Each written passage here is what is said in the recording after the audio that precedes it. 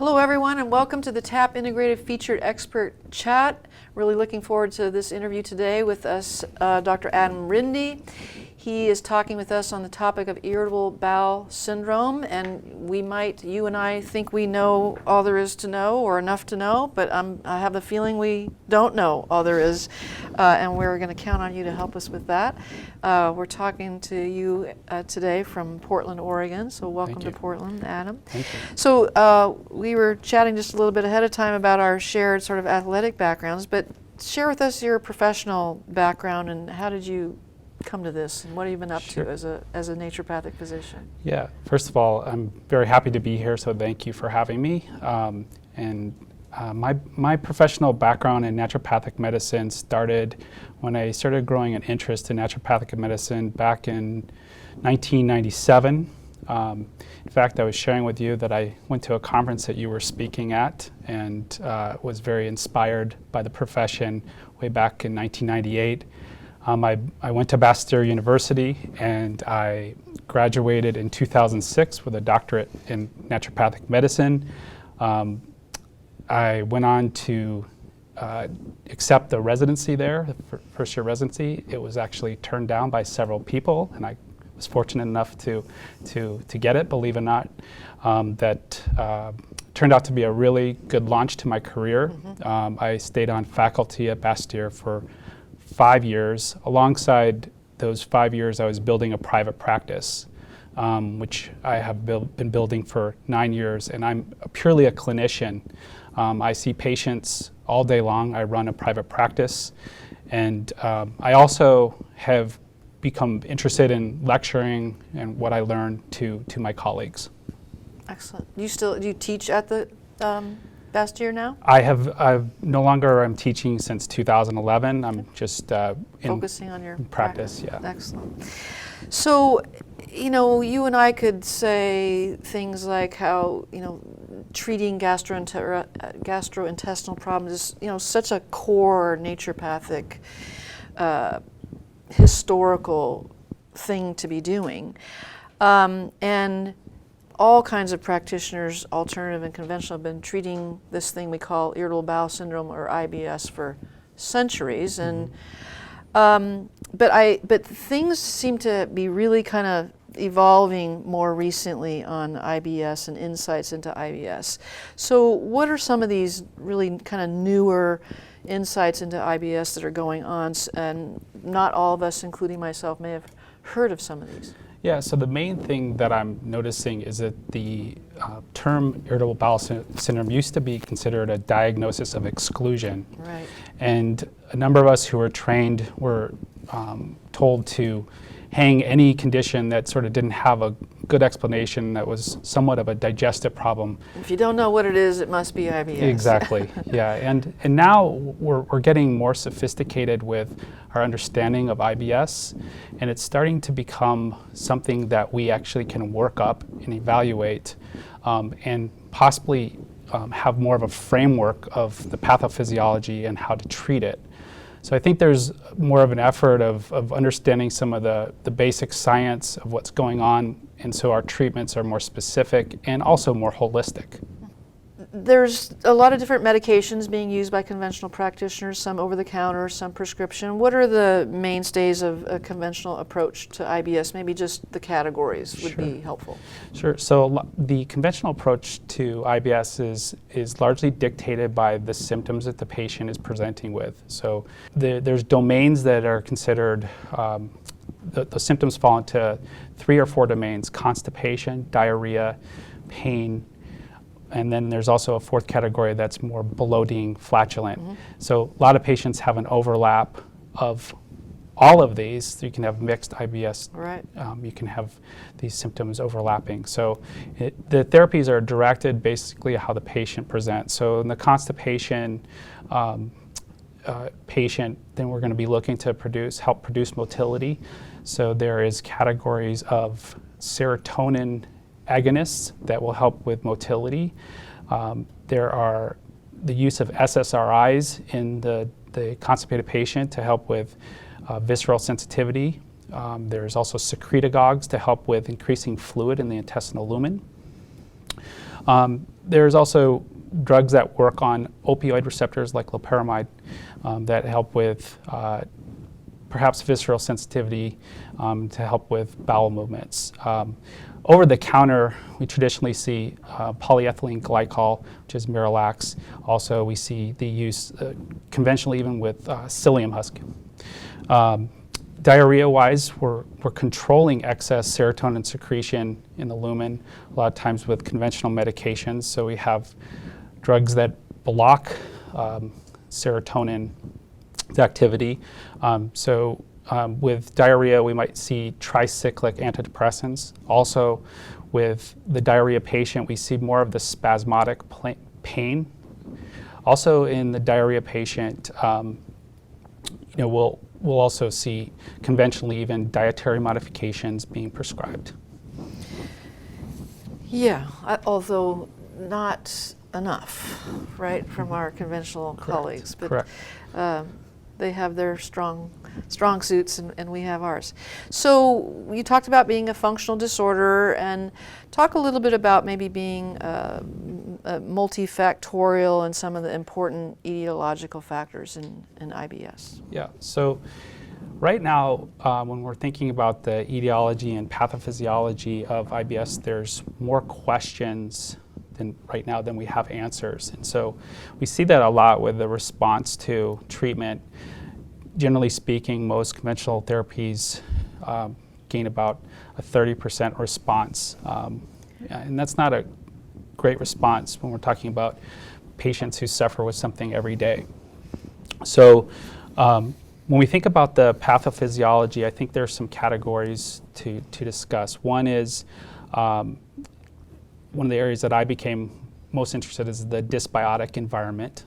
So we see dysbiosis in the large intestine in the IBS patients. We also see some overgrowth of our own bacteria in the small intestine. So we'll see this patient of the IBS that has something called SIBO.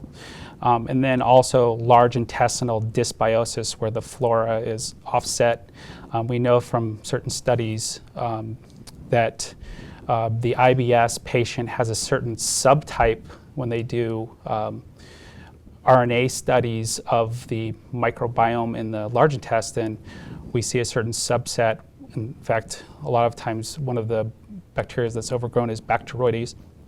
And in the small intestine, we see through duodenal aspirates using the same technology, we can also see that the IBS patient has a different subtype than normal subjects. And this has been done most recently with over 250 subjects. And we'll see in the IBS patients more E. coli in the constipated patient, more Shigella in the constipated patient.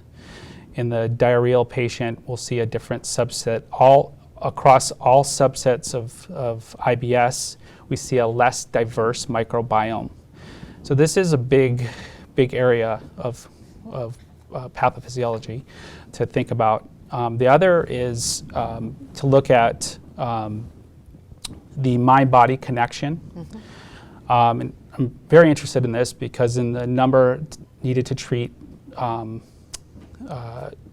evaluation of IBS-directed therapies, a placebo given without deception had a number needed to treat of 2.5, which means that there is, in this group that was given a placebo, they were provided a mind-body therapy to go along with it. We're told that what they were receiving was more of a mind-body approach, and the number needed to treat was 2.5.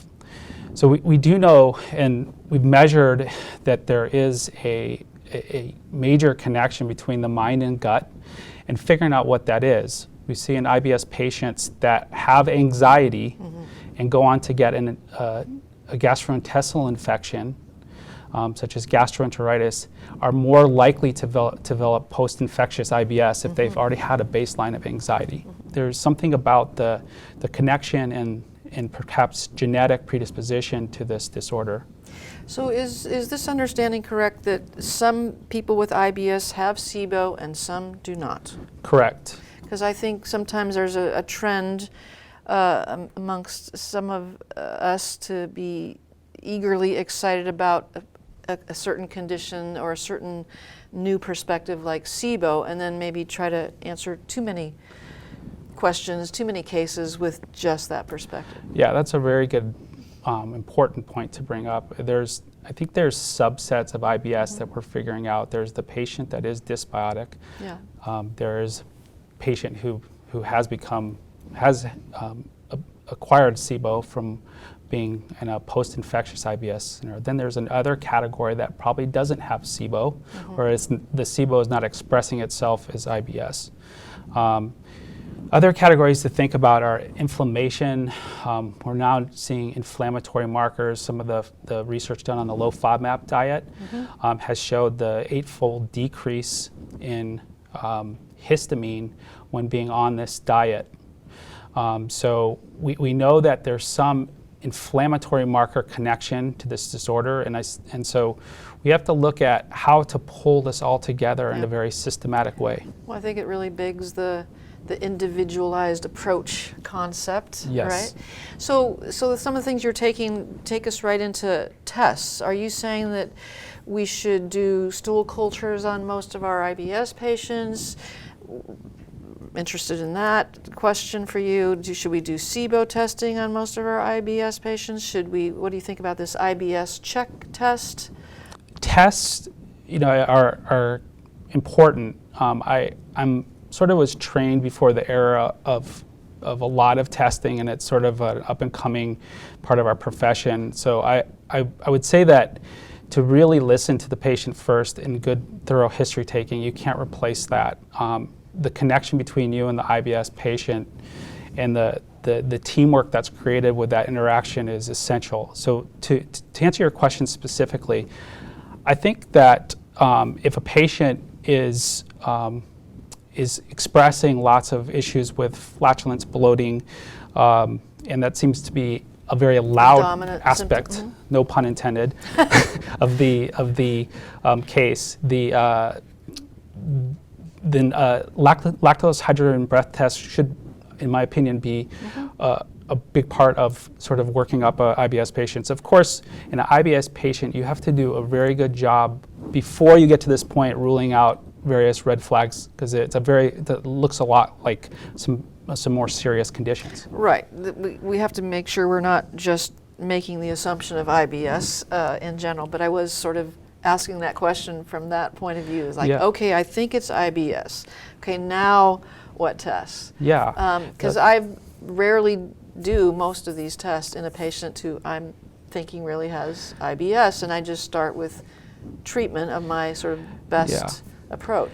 Yeah, I like to know because it helps me construct an individualized treatment, and I think my outcomes have become better since I've been utilizing some of these tests. The other one that I use quite often, the way I explain it to the patient, is the lactose hydrogen breath test gives us a window of the small intestine environment. The CDSA is the other very useful tool, which is purely a functional digestive test. It gives us all the innate factors that we're looking at from a naturopathic perspective. Plus, they're getting better with telling us more about what the microbiome environment is. So for those who might not know, that's the CDSA is the Comprehensive Digestive Stool Analysis. Correct. So you get a lot of information there. A lot of data. You get a lot about what's happening in the brush border enzymes. You get information about markers of inflammation in the gut, any type of dysbiotic organism. You get information about commensal organisms, and then information about how well the healthy bacteria is. This, I think, gives us more precision when we're constructing strategies. The third test that's up and coming is the IBS check. This is the antivinculin antibody and anti-cytolethotoxin B antibody. Excellent. So this is something that was developed out of the group down at Cedars-Sinai in Los Angeles, and we're looking at markers of post-infectious IBS. So this is most useful in the diarrheal patient. Okay. And good to know. We're using it as a tool to screen for something more serious in these patient subtypes. So it can rule out the need for potential referral for colonoscopy. If the markers are elevated, it does tell us you're probably landing on IBS. So just kind of practically speaking, might you have a patient that you are pretty certain doesn't have inflammatory bowel disease, let's say, or a cancer. So might you typically do the so-called SIBO test and the CDSA and the IBS check, or are you starting with one of those? I start with the first two. Right now, I rarely use the IBS check. I think it does have a usefulness with these patients that I'm on the fence with. Is this Crohn's? Is this IBS? Is this colitis? Or is this IBS? That's a great tip right there, I think, and I'm going to take that one home with me. Oh, thank you. Yeah, there's other labs that support that, such as fecal calprotect, and even a C-reactive protein test, a serum C-reactive protein test, can tell you a little bit about how sick is this patient? Is it something that is an inflammatory bowel disorder, or is it in a functional bowel disorder like IBS? Right. Great. So we have just a couple more questions. What do you advise your patients to do regarding the timing and frequency of eating? Do you change how often are they eating? What time of day they might be eating? Yeah, so my patients love me for this because I'm probably on our first conversation, I am really honing in on meal spacing, and it is something that requires some negotiation with patients at time, because a lot of patients have been told that grazing is a healthy way to approach certain conditions, and certainly grazing certainly has its clinical applications. So you're saying no grazing? No grazing. And this is a difficult transition for patients. The reason why is that there's two aspects to digestion. There's the peristalsis of digestion, where we all know where food contents are being moved through circular and longitudinal movements of the intestine, and everybody's familiar with that.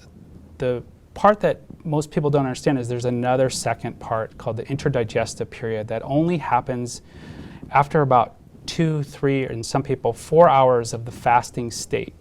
So during this part, there's something that kicks in called the migrating motor complex. And what this is like, I always think about it like if you've ever been to a hockey game, the Zamboni comes in and cleans the ice after there's been a game. This cleaning crew comes in and sweeps the intestinal undigested contents, possibly some extra bacterial load that has entered into the small intestine, and keeps it fairly kind of relatively sterile compared to the large intestine. Now, if you're grazing and you're not getting these cleansing waves, you may be walking around with permanent bloat.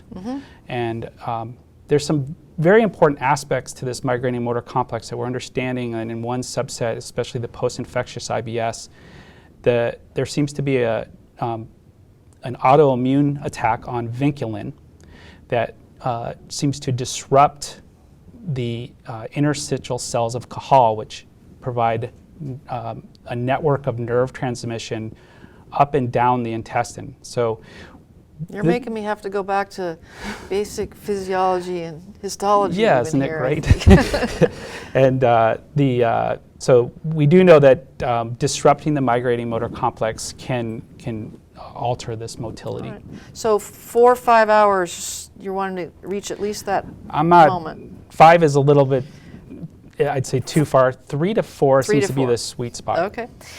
Just kind of really in a nutshell, what's a go-to dietary approach for you for managing IBS? In a nutshell, I use the low FODMAP diet to sort of create a scenario where patients feel back in control of their digestion. Also, we know that it is very helpful in about 70% control of IBS symptoms. More helpful in the IBS diarrhea patient than the IBS constipated patient. Okay.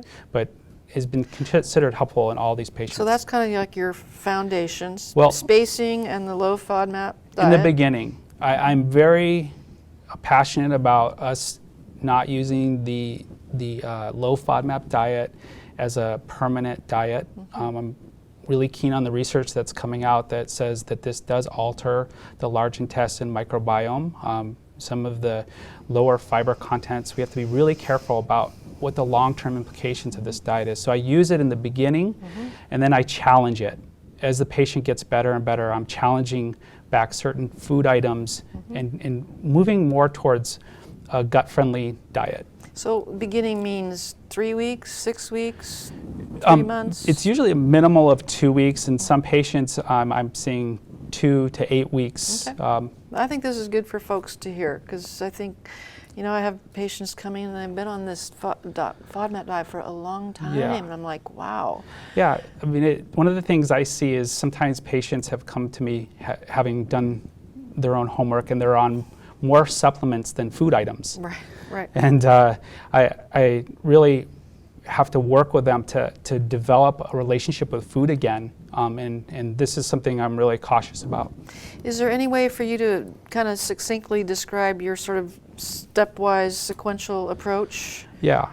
So it's not really mine, and you know, these approaches have been around for years. I learned mine from Dr. John Hibbs, and he was sort of the framework of my approach to IBS, and then I built on it from there. So sweet of you to not take credit for it. Yeah, there's a lot of contribution here. So the one thing I've added though that I think is really important is I first in the IBS patient, I look at their adrenal and immune balance, and I use tools such as the stress identity questionnaire that's available to our profession. I use sometimes the 4-point cortisol test. So sounds like you're also bringing the mind-body through that lens as well. I feel that if we try to remove a lot and try to really do core removal of basic function, like digestive function, before the patient is feeling well enough to handle the treatment, that we're possibly making them sicker. Yeah, I like that thinking. So I do like to make sure that they're in a good place from a standpoint of adrenal immune function, and I might spend a good month building up those systems first. Okay. Then secondly, I work on lifestyle behaviors that might contribute to dysbiosis, such as wearing tight pants, tight belts, gut clenching. I like patients to kind of hang out sometimes to sit Let improperly. It all hang out, huh? Exactly. And work on various exercises that release the abdomen. There seems to be a lot of connection to stress, tension, diaphragmatic tension, visceral tension, and I work on that with my patients. Then when we get those things underway, I actually see a lot of patients doing better. We add in the diet and meal spacing aspects. At that point, I feel like we're ready to treat. Sometimes patients will come in and they've already done all these steps. So we just move in, I start wherever they are. So the next step is to address any possible dysbiotic imbalance. So I'll use various antimicrobial herbs, biofilm eradicators. But I mean, are you also giving them a fiber supplement to most folks? Are you giving them enteric-coated peppermint oil? So how I look at this is a lot of the things that we commonly see people trying for themselves on IBS, like fiber, sometimes even peppermint oil, sometimes even glutamine. I see those as when they're graduating from care, when those treatments start to really work and hold the treatment. So what my treatment process goes into is we try to sort of remodel the digestive tract from the ground up and then build it back up to a point where the patient is now able to go into more of a prevention. So part of this treatment process also involves using therapies to address the migrating motor complex. And also name one. So just one. Yeah, so one of the therapies that helps with the migrating motor complexes, gingiber. Excellent. So I'm guessing that most of your patients respond to your treatment plan? I'm thinking I could say what I generally do is far simpler, and I would say a very high rate of response. And so you're probably helping a lot more of those really difficult folks. Yeah, so when I first started in practice, I thought I was exceptional at treating IBS. And I probably was seeing a lot of mild cases. Yeah. And I'd say with the mild cases, we can really help a good 60, 70%. Yeah. Now that I've been doing this a while and diving into it, I'd say with the tougher cases, it's probably around 40% to 50%, and this is something that for the patient, some of them that are refractory to treatment, it's really important to let them know that you're a relationship for them to have, so that as more treatments and more information comes into the profession, you're there to help them apply some of the new things we learn, and also support them in the management of it ongoing. Great. Any final pearl or advice you want to share with your colleagues? Yeah, I mentioned that I use a lot of supplements, and they're a key tool in the treatment. I would say for most clinicians is to explain to the patients the starting point of this supplement regimen and the stopping point. It can quickly become overwhelming for the patient, and they don't know why they're doing the therapy for what specific purpose it is. So that is one key important thing to know. Also to use tracking of your progress with assessments. So the seasoned clinician can ask 1 or 2 or 3 questions and know how the patient's doing. The newer clinician, or even someone who's in their first 10 years of practice, might benefit from sort of assessment tools like the Digestive Wellness Questionnaire. So at different junctures, when the patient comes in on intervals, you're using this questionnaire to guide your treatment and see how the patient's going, how the patient's responding to treatment. And I think the third and last thing I would say is the gut is an emotional part of the body, and our connection to our food is very emotional. And so this particular patient base requires a lot of patience. You have to be almost like a nurturer to really help the patients, and it really appeals to me because of the connection and the things that patients share. Now, naturopathic medicine, I feel, is the best profession to treat this. Naturopathic and integrative providers are sort of in a good place to treat this condition because we have more time, we have more chance to interact with our patients. Right. Hey, Adam, thank you so much for upgrading my skill sets in IBS. I have some great take-homes, and I'm sure that our colleagues do too. And thank you for watching. Thank you for coming. Stay on our website and learn more from Dr. Rinde about IBS and many other digestive issues. See you soon.